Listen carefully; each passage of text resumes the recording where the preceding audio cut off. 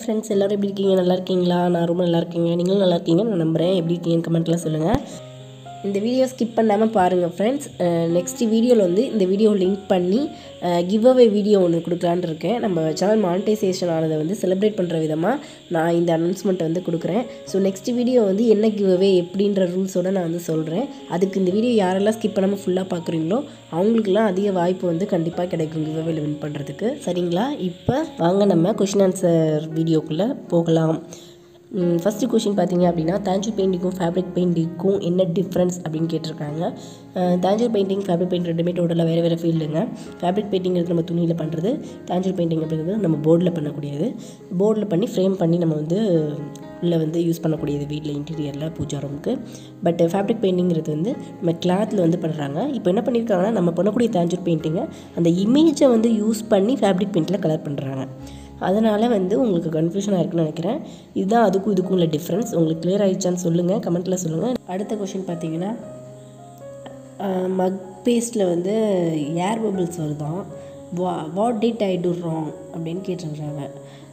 ஏர் bubbles வருதுன்னா அது settle ஆகிடும். கொஞ்சம் நேரம் வெயிட் பண்ணிங்கன்னா ஆட்டோமேட்டிக்காக அது வந்து செட்டில் ஆகிடும்.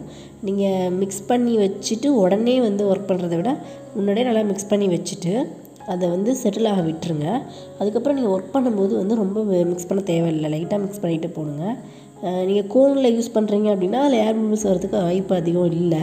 சப்போஸ் வருது அப்படின்னா நீங்கள் கோன் ரெடி பண்ணி ரொம்ப லேட்டாக யூஸ் பண்ணுறீங்கன்னு அர்த்தம். அதை வந்து கோன் ரெடி பண்ண ஃபஸ்ட் டே இல்லை செகண்ட் டேக்குள்ளே வந்து அந்த கோனை வந்து யூஸ் பண்ணி முடிச்சிடணும். அதுக்கு மேலே ஆச்சுன்னா அது வந்து உள்ளே வந்து இது இந்த புளிக்க ஆரம்பிக்க என்ன ஆகும் அப்படின்னா ஏர் பபிள்ஸ் வந்து இதில் ஃபார்ம் ஆகும்.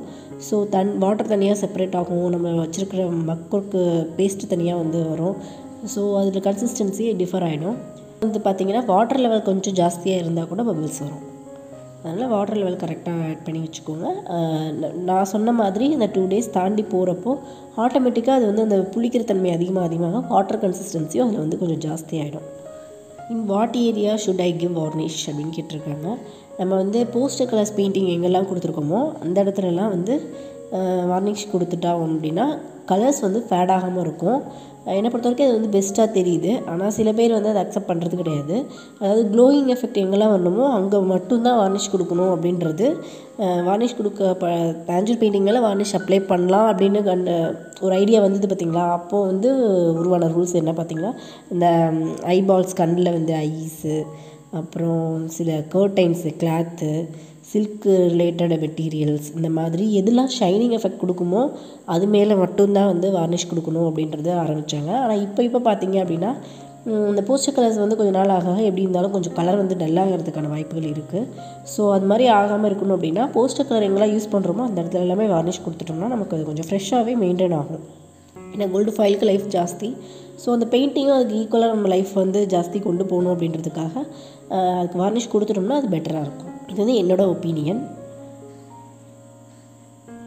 அடுத்தது பார்த்தீங்க அப்படின்னா, how did you make the base of the pendant please comment. Base of the pendant பார்த்தீங்க அப்படின்னா நான் MDF ஷீட் யூஸ் பண்ணி தாங்க நான் இப்போதைக்கு ரெடி பண்ணிகிட்ருக்கிறேன். ஃபஸ்ட்டு வந்து நானாக ஐடியா வந்து க்ரியேட்டிவாக நான் யோசித்த புதுசில் நான் வந்து எது கிடைக்குதோ அதில் வச்சு பண்ணிகிட்ருந்தேன். ஸ்டிஃப்னஸாக என்ன பேஸ் நமக்கு கிடைக்குதோ அதை வச்சு நான் யூஸ் பண்ணி பண்ணிகிட்ருந்தேன். இப்போ பார்த்திங்க அப்படின்னா நான் MDF ஷீட் தான் வந்து யூஸ் பண்ணி பண்ணிகிட்ருக்கேன். அடுத்த கொஷின் பார்த்தீங்கன்னா, please tell the base colour and other colours used for face. Base colour பார்த்திங்க அப்படின்னா அவங்க கேட்டிருக்கிறது வந்து அம்மன் ஃபேஸ்க்கு வந்து கேட்டிருக்காங்க. அதுக்கு பேஸ் கலர் நம்ம எல்லோ தான். எல்லோ வந்து லைட் எல்லோவாக ஒயிட்டோட மிக்ஸ் பண்ணி நம்ம கொடுப்போம். அதுக்கு மேலே வந்து கொடுக்குறதெல்லாம் கொஞ்சம் அதுக்கேற்ற ஷேடை வந்து டார்க் பண்ணி நம்ம கொடுப்போம், ஒயிட்டை வந்து குறைச்சிட்டு. அது வந்து 2-3 லேயராக வந்து கொடுக்கலாம். பிகினர்ஸ் வந்து எப்படி இருந்தாலும் ஒரு 2 லேயர்ஸ்னாலும் கொடுக்கணும். இல்லைனா பிகினர்ஸாக இருக்கிறவங்க 3 லேயர் 4 லேயர் கொஞ்சம் கொஞ்சமாக இன்க்ரீஸ் பண்ணிட்டு போனோம்னா நம்மளோட அந்த குவாலிட்டி வந்து கொஞ்சம் ஈஸியாக வந்து கேட்ச் பண்ண முடியும். டார்க்னஸ்ஸை இன்க்ரீஸ் பண்ணுறத சொல்கிறேன். அடுத்தது பார்த்திங்க அப்படின்னா, any substitute for chalk powder can you use plaster of Paris POP use பண்ணுறீங்களான்னு கேட்குறாங்க. சாக் பவுடருக்கு ஏதாவது சப்ஸ்டியூட் இருக்கான்னு கேட்குறாங்க. இல்லைங்க, நான் இது வரைக்கும் எதுவும் ட்ரை பண்ணது கிடையாது. நான் வந்து சாக் பவுடர் மட்டும் தான் யூஸ் பண்ணியிருக்கேன். சப்போஸ் ஃப்யூச்சரில் ஏதாவது ட்ரை பண்ணியிருந்தேன் அப்படின்னா உங்க கூட கண்டிப்பாக ஷேர் பண்ணுறேன். மேம் தெலுங்கு மிக்ஸ் பண்ணி பேசுகிறீங்களா? சாரி, எனக்கு தெலுங்கு தெரியாதுங்க. தமிழும் இங்கிலீஷும் கொஞ்சம் கொஞ்சம் தெரியும், அவ்வளோதான். அப்புறம் நிறைய பேர் பார்த்தீங்க அப்படின்னா நான் யூஸ் பண்ணுற ஸ்கெட்சஸ் பற்றி கேட்குறீங்க. அந்த பிக்சர் வந்து ரொம்ப நல்லாயிருக்கு, அது எங்கேருந்து எடுக்கிறீங்க, அது வந்து எப்படி உங்களுக்கு நீட்டாக கிடைக்கிது, அது ரொம்ப அழகாக இருக்குது அப்படின்னு நிறைய பேர் கமெண்ட் பண்ணுறீங்க. ரொம்ப தேங்க்யூ. அது வந்து நான் எப்படின்னா கரெக்டாக ஒரு இடத்துலன்னு சொல்ல முடியாதுங்க. எனக்கு பார்க்குற இடமெல்லாம் என் கண்ணில் கிடைக்கிறது எல்லாமே ரெஃபரன்ஸ் தான் எனக்கு. அதனால் பர்டிகுலராக வந்து நான் எங்கே இருந்துலாம் வந்து எடுக்க மாட்டேன். நான் எங்கே பார்த்தாலும் உடனே ஒரு கேப்சர் பண்ணி வச்சுப்பேன், கூகுள்லேருந்து டவுன்லோட் பண்ணி எடுப்பேன். வேறு எங்கே போய் விசிட் பண்ணலான்னு டேரெக்டாக யார்ட்டையாவது பார்த்தேன்னா உடனே ஃபோட்டோ எடுத்துகிட்டு வந்துடுவேன். ஸோ இந்த மாதிரி பல பிக்சர்ஸ் வந்து எனக்கு சம்மந்தமே இல்லாத ஒரு விஷயத்துலேருந்து இன்னொரு விஷயத்துக்கு ரெஃபரன்ஸ் கிடைக்கும். ஸோ அது எனக்கு மட்டும் தான் தெரியும் அதுக்கு சம்மந்தம் என்ன அப்படின்றது. ஒன்றும் புரியலையே அவங்களுக்கு, ஓகே அட்ஜஸ்ட் பண்ணிக்கோங்க. அந்த மாதிரி பிக்சர்ஸில் வந்து அதாவது எப்படி நான் சொல்ல வரேன்னா, ஒரு ஸ்டார்டிங் பொசிஷனுக்கு எங்கே இருந்தாலும் நமக்கு தேவையான ரெஃபரன்ஸ் இருந்ததுன்னா நான் எடுத்துப்பேன். மேக்ஸிமம் வந்து நான் பண்ணுற ட்ராயிங்கில் பார்த்திங்கன்னா என்னோடய ஒர்க்கோடு தான் இருக்கும் அந்த ஸ்கெட்சு. அப்படியேவா இருக்கிறத நான் அப்படியே காப்பி பண்ணி வந்து மேக்ஸிமம் போட்டது கிடையாது. அப்படி போட்டாலுமே அவங்க கேட்குறாங்க அப்படின்னா அப்படியே போட்டுருவேன். அதர்வைஸ் வந்து எனக்கு நல்லா பண்ணி கொடுங்க அப்படின்னா அதை வந்து எந்தளவுக்கு நல்லா பெஸ்ட்டாக பண்ண முடியுமோ அந்தளவுக்கு வந்து நான் ரீஒர்க் பண்ணிவிட்டு தான் வந்து நான் வந்து கம்ப்ளீட் பண்ணுவேன். ஏன்னா ஒரு கிளாரிட்டி இருக்கணும். நம்ம கொடுக்குற ஒரு சின்ன லைன்ஸ்க்கும் வந்து ஒரு நல்ல கிளாரிட்டி இருக்கணும். அந்த லைன் எதுக்காக அந்த இடத்துல வருது அப்படின்றது பார்க்குறவங்களுக்கு தெளிவாக இருக்கணும். அது என்னமோ அங்கே இருக்கேங்கிற மாதிரி டிஸ்டர்ப் ஆகக்கூடாது. அதில் நான் வந்து ரொம்ப கவனமாக இருப்பேங்க. அதனால தான் என்னோடய ஸ்கெட்சஸ்லாம் பார்த்தீங்க அப்படின்னா உங்களுக்கு வீடியோஸில் வந்து கொஞ்சம் கிளியராக வந்து கிடைக்கிறதுக்கான காரணம் வந்து நான் வந்து ஓனாக வந்து கையில் வந்து ட்ரேஸ் எடுத்தாலுமே கூட என்னோடய ஸ்கெட்சை வச்சு நான் ரீஒர்க் பண்ணுறப்ப இன்னொரு பெயிண்டிங் போகிறப்ப ட்ரேஸ் கொடுத்தாலும் அது வந்து கிளியராக லைன்ஸ் வர வரைக்கும் நான் வந்து அது அகைன் வந்து போர்டு மேலே ஒரு ட்ராயிங் கையால் பண்ணிட்டு தான் நான் வந்து ஒர்க் பண்ணுவேன். ஸோ வந்து உங்களுக்கு வீடியோவில் வந்து அது கிளியராக வந்து கிடைக்கிது. ஓகேங்களா மேடம்? உங்கள் வீடியோ அனைத்தும் அருமையாக உள்ளது. நீங்கள் வீடியோ எடிட்டிங் செய்வதற்கு எந்த வீடியோ எடிட்டர் யூஸ் பண்ணுறீங்க சொல்ல முடியுமா? நான் கைன்மாஸ்டர் தாங்க யூஸ் பண்ணிகிட்ருக்கேன். ஸ்டார்டிங்லேருந்து இப்போ வரைக்கும் எனக்கு வந்து ஒன்லி கைன்மாஸ்டர் ஒன்லி தான், அது மட்டும்தாங்க. அப்புறம் பார்த்தீங்க அப்படின்னா nicely explain, can you please mention the brush number? I am having query regarding the brush brands. Can we use any brand or branded matters? அப்படி ஓப்பனாக சொல்ல போகணும் அப்படின்னா அந்த மாதிரி ஒன்றும் ரொம்ப பெருசாக பிராண்டை தேவையில்லைங்க. ப்ரெஷ்ஷு பார்த்து வாங்கும்போதே உங்களுக்கு தெரியும் ஓரளவு நல்லா இருக்குது, ஹேர்ஸ் வந்து மீடியமாக இருக்குது அப்படின்னா நீங்கள் வந்து எந்த பிராண்டாக இருந்தால் கூட வாங்கி யூஸ் பண்ணி பார்க்கலாம்.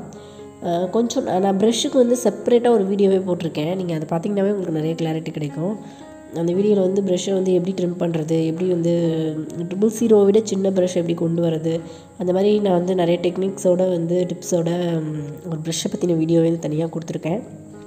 நீங்கள் அந்த டிப்ஸுங்கிற ப்ளேலிஸ்ட்டில் பார்த்தீங்கன்னா உங்களுக்கு தெரியும்.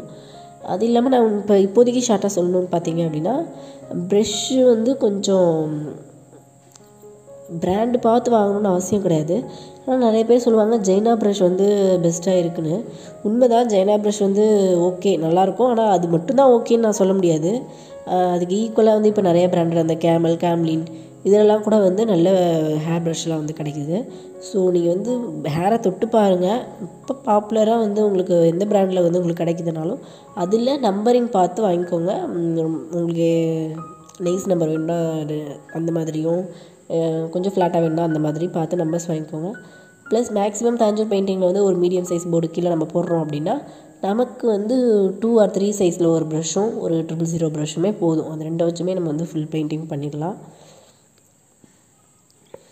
நான் அப்படி தாங்க இந்த 2 ப்ரஷ் தான் வந்து மேக்ஸிமம் யூஸ் பண்ணுவேன். அதை தான் நான் உங்கள் கூடயும் ஷேர் பண்ணுறேன். அடுத்த கொஷின் பார்த்திங்கன்னா, why does the paint chip off paint வந்து ஓவர் திக்னஸ் கொடுத்துருப்பீங்க. கன்சிஸ்டன்சி வந்து அந்த தண்ணி கலக்கிற ரேஷியோ பார்த்திங்கன்னா கரெக்டாக பர்ஃபெக்டாக செட் ஆனால் தான் அந்த பெயிண்டிங் வந்து செட் ஆகும். ப்ளஸ் அதோடு வந்து நீங்கள் பெயிண்ட்டை வந்து எடுத்து எவ்வளோ அப்ளை பண்ணுறீங்கிறத பொறுத்து இருக்குது. அப்படியே எடுத்து அள்ளி அப்புன மாதிரி வந்து பண்ணக்கூடாது. ஓரளவு கரெக்டாக அந்த கன்சிஸ்டன்சி பேக்ரவுண்ட் கலர் கொடுக்குறப்ப வேறு மாதிரி இருக்கும். அதோட வந்து நம்ம ஷேடிங்க்கு அப்ளை பண்ணுறதுலாம் வந்து ரொம்ப கம்மியாக தான் எடுத்து உங்களுக்கு ஷேடிங்க்கு தனியாக செப்பரேட்டாக நான் ரொம்ப டீட்டெயிலாக ஒரு வீடியோவே போட்டிருக்கேன். எப்படி வந்து அந்த ஷேட் வந்து கரெக்டாக மைல்டாக கொடுக்குறது, அந்த சிப் ஆஃப் ஆகாமல் இருக்கிறதுக்கு என்ன பண்ணணும் அப்படின்னு நிறைய டிப்ஸ் வந்து நான் அதே ப்ளேலிஸ்ட்டில் கொடுத்துருக்கேன். செக் பண்ணுங்கள். நிறைய டிப்ஸ் ப்ளேலிஸ்ட்டில் வந்து உங்களுக்கு டவுட் வந்து நிறைய கிளியர் ஆகும். நீங்கள் அதை ஃபுல்லாக வாட்ச் பண்ணிங்கன்னா உங்களுக்கு நிறைய ஐடியாஸ் வந்து அதில் வந்து ஒருவேளை உங்களுக்கு இது வரைக்கும் ஆன்சர் கிடைக்காத சில கொஷின்ஸ்க்கு வந்து அதில் உங்களுக்கு தெளிவாக ஆன்சர் கிடைக்க வாய்ப்பு இருக்குது. பாருங்கள். I interested to learn. லோனுக்கு இப்போ வந்து கிளாஸ் அதிகமாக எடுக்கிறது எனக்கு எவ்வளோ இன்ட்ரெஸ்ட் இல்லைங்க. ஏன்னா ஆன்லைனில் எடுக்கிறதுல எனக்கு எவ்வளோ சாட்டிஸ்ஃபேக்ஷன் இல்லை. அதனால் வந்து நான் இப்போ அவ்வளோவா ஃபோக்கஸ் பண்ணுறதில்ல கிளாஸில். சப்போஸ் நான் கிளாஸ் வந்து இயர்லி ஒன்ஸ் ஆர் ட்வைஸ் மட்டும் வேணால் பேட்ச் போடலாம் அப்படின்னு ஒரு பிளானில் இருக்கேன். அப்படி ஒரு பேட்ச் போடுறப்போ நான் உங்கள் எல்லாருக்குமே கண்டிப்பாக இன்ஃபார்ம் பண்ணுறேன். என்கிட்ட காண்டாக்ட் பண்ண ஏற்கனவே இருக்கிறவங்க காண்டாக்ட் எல்லாமே நான் சேவ் பண்ணி வச்சுருக்கேன். அவங்களுக்கும் நான் வந்து மெசேஜாக வந்து வாட்ஸ்அப்பில் ஷேர் பண்ணுவேன். அப்புறம் அந்த ரவுண்டு கணேஷா ஒன்று வச்சுருக்கேன் பார்த்தீங்களா, அந்த கணேஷாவோட ஃபேஸ் மட்டும் வச்சு அது எத்தனை டயாமீட்டர்னு கேட்டிருக்குறாங்க. அது பார்த்திங்க அப்படின்னா 4 இன்ச்சு டயாமீட்டருங்க. அது டயாமீட்டர் போர்டு இந்த ரவுண்ட் போர்டில் வந்து பண்ணியிருப்பேன். அது வந்து 4 இன்ச்சு. அப்புறம் பார்த்திங்கன்னா அந்த ஃபேஸ் வீடியோ இருக்குது பார்த்திங்களா, பென்சில் ட்ராயிங்கில் வந்து மெஷர்மெண்ட்டோடு நான் கொடுத்துருந்துருப்பேன். ப்ளஸ் அடுத்தடுத்த பார்ட்டில் வந்து ஃபுல்லாக ஷேடிங்ஸுமே கொடுத்துருக்கேன். நீங்கள் இதுக்கு முன்னாடி கேட்டிருந்த டவுட்லாம் கூட அதில் கிளியர் ஆகிடும். பேஸ் கலர் எப்படி கொடுத்துட்டு ஷேட் கொடுக்குறது எல்லோ ஃபேஸ்க்கு அப்படின்றதும். அதில் ஃபஸ்ட் பார்ட்டில் பார்த்திங்கன்னா ஃபுல்லாக பென்சில் ட்ராயிங் வந்து மெஷர்மெண்ட்டோட கொடுத்துருப்பேன். நம்ம சேனலில் அதிகமாக வியூஸ் போக ஆரம்பித்த ஃபஸ்ட்டு வீடியோன்னு பார்த்திங்கன்னா அந்த வீடியோ தான். அந்த ஃபேஸ் மெஷர்மெண்ட்டோடு எடுத்து போட்டிருப்பேன். அதில் ஃபுல்லாக பக்காவாக எல்லா டீட்டெயில்ஸும் கொடுத்துருக்கேன். இருந்தாலும் அந்த வீடியோ கீழே மெஷர்மெண்ட் சொல்லுங்கன்னு திரும்பவும் கொடுத்துருக்காங்க. அவங்க எதை கேட்குறாங்கன்னு எனக்கு தெரியல. நான் அதில் எதையுமே ஹைட் பண்ணல. எல்லா டீட்டெயில்ஸும் மெஷர்மெண்ட்டும் ஓனாக வந்து ஒரு எக்ஸாம்பிளோட காமிச்சு நம்மளாக எப்படி ஓனாக போடுறதுங்கிற வரைக்கும் எல்லாமே டீட்டெயிலாக எக்ஸ்பிளைன் பண்ணியிருந்தேன். அந்த வீடியோவை மறுபடியும் இன்னும் 2 முறை வந்து ப்ளே பண்ணி பாருங்கள், உங்களுக்கு புரியும். இந்த பெண்டன்ட்டுக்கெலாம் வந்து கோல்டு ஃபாயிலுக்கு பெயிண்டிங்க்கெலாம் என்ன சேஃபு, அது வந்து ஃப்ரேம் பண்ணாமல் இருக்கிறதுனால அது வேஸ்ட் ஆகிடுமா அப்படின்னு கேட்டிருக்குறாங்க. அது வந்து ஃப்ரேம் பண்ணலைங்க. பட் வந்து அதுக்கு வந்து ஃபுல்லாக நான் வார்னிஷ் கோட்டிங் கொடுத்துருந்தேன். ஏன்னா அது வந்து நான் சிந்தட்டிக் ஃபாயில் யூஸ் பண்ணி தான் பண்ணியிருந்தேன். ஸோ ஓவரால் ஃபுல்லாக கவர் பண்ணிட்டேன். ஃபுல்லாக பெண்டன்ட் ஃபுல்லாகவே வந்து வார்னிஷ் கவர் பண்ணி தான் நான் ஃபஸ்ட்டு வந்து ட்ரை பண்ணியிருந்தேன். ஸோ அது வந்து அவ்வளோ சீக்கிரம் வீணாக போகிறதுக்கு வேணால் வாய்ப்பு கிடையாது. தண்ணி மட்டும் படாமல் பார்த்துக்கிட்டோம் அப்படின்னா, அதாவது தண்ணியில் படலாம் பட் ஊறக்கூடாது. ரொம்ப நேரம் இல்லாமல் டக்குன்னு அதை தொடச்சிட்டு காட்டன் கிளாத் வச்சு தொடச்சிட்டு வச்சு ஹேண்டில் பண்ணுறது சேஃபாக காட்டனில் வச்சு இது பண்ணோம்னா லைஃப் நல்லா வரும். ஸோ சேஃப்டியை பற்றி அதில் வந்து நம்ம ரொம்ப ஒன்றும் வெரி பண்ணிக்க தேவையில்லை. அதர்வைஸ் இப்போ ரீசெண்டாக பண்ண போகிற பெண்டன்ட்டுக்கு வந்து நான் வேறு ஐடியா யூஸ் பண்ணியிருக்கேன் லிட்டில் பிட். ஆனால் அது காஸ்ட்லியாக வரதுக்கான வாய்ப்பு இருக்குது. ஸோ வந்து அதை வந்து எப்படி செக்யூர் பண்ணுறேன், எப்படி வந்து அதோடய லைஃப் டைம் வந்து எக்ஸ்டெண்ட் பண்ணுறேன் அப்படின்றத நான் நெக்ஸ்ட் வீடியோவில், அதாவது பெண்டன்ட் பற்றி போடக்கூடிய நெக்ஸ்ட் வீடியோவில் வந்து தெளிவாக நான் சொல்கிறேன். சரிங்களா ஃப்ரெண்ட்ஸ்? இப்போ வந்து நம்ம பார்த்த எல்லா கொஷினுக்கும் தெளிவான ஆன்சர் என்னால் முடிஞ்ச வரைக்கும் நான் கொடுத்துருக்கேன்னு நம்புகிறேங்க. உங்களுக்கு அதில் சாட்டிஸ்ஃபேக்ஷன் இருந்தது அப்படின்னா நம்ம வீடியோக்கு ஒரு லைக் கொடுத்துட்டு கமெண்ட்லேயும் வந்து சொல்லுங்கள். இதுக்கும் மேலே வேறு ஏதாவது கன்ஃபியூஷன் உங்களுக்கு கிளாரிட்டி வேணும் அப்படின்னா அதையும் நீங்கள் சஜஷன் கொடுக்கலாம். நான் அடுத்த வீடியோவில் வந்து கண்டிப்பாக கொடுக்குறேன். நார்மலான கமெண்ட் செக்ஷனில் வந்து நம்ம கமெண்ட்ஸ் பற்றி காமனாக எல்லோரும் ரிப்ளை பண்ண கமெண்ட்ஸ் பற்றி நம்ம ஒரு தடவை பார்க்கலாம். இன்றைக்கி வந்து வெறும் டவுட் கிளாரிஃபிகேஷனோட நம்ம நிறுத்திக்கலாங்க. சரிங்களா? ரொம்ப தேங்க்யூங்க இவ்வளோ நாள் வந்து வீடியோ ஃபுல்லாக வந்து வாட்ச் பண்ணதுக்கு. என்றும் அன்புடன் என் தமிழ் ஆர்ட்ஸ் வண்ணம் போல் ஒளிர வாழ்க வளமுடன். நன்றி.